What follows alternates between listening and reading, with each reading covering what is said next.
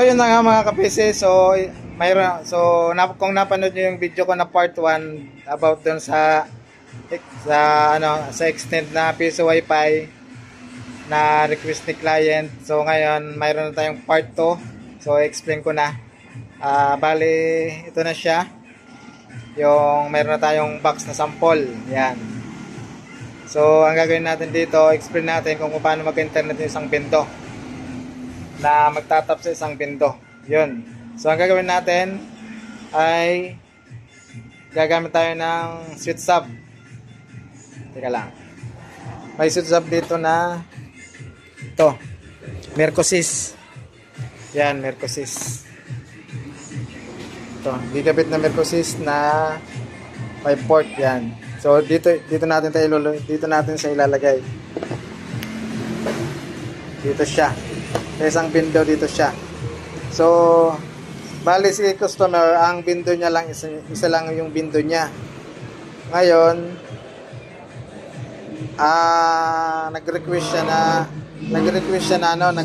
na magdadagdag siya ng window. So, halimbawa, ito na yung dadagdag niya na window. Ngayon, kukuha siya ng internet dito na lang. So, paano gagawin natin? Gagamit tayo ng switch sub na 5 port. Yan, gigabit. So, ang difference ng layo ng dalawa is 1 kilometer. Tapos ito yung source ng internet niya, ang layo naman nito is 1 kilometer. Yan. So, naka-fiber na rin siya, naka-fiber na rin. Yan. So, ngayon, ito yung A, ito yung B. Halimbawa, sample lang. Yan.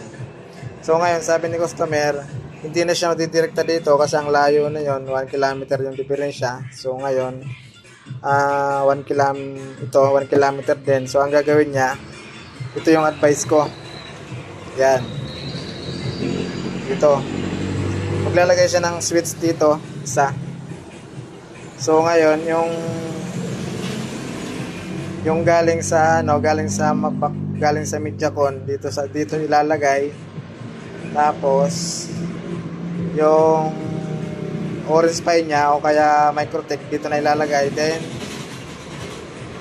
yung A niya, yung A ng Mediacon niya ikakabit din dito para magkaroon ng internet dito. Yun. So ang gagawin niya, tatasan niya na lang internet dito. Tatasan niya na lang, halimbawa nilagay niya lang is 50, gawin niya ng 100 para tig 50-50 sila. Yan. Kung naka-Microtech naman siya, pwede niya naman gawa ng account, bawat account. Yan. So yun ang kay sir. Yan.